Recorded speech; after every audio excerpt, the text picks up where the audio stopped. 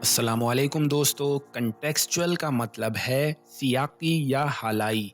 इसका मतलब है किसी चीज़ को उसके मौजू या माहौल के मुताबिक समझना। मसलन अगर हम बात कर रहे हैं कि सैड पोइट्री का क्या मतलब है, तो अगर हम उसे कंटेक्सचुलाइज करते हैं तो हम समझ सकते हैं कि ये वो शायरी है जो दुख और गम का इजहार करती है। अब इसको एक अंग्रेज़ी जुमले के ज़रिए समझते हैं। In a historical contextual analysis, the researcher examined the impact of economic policies on social development.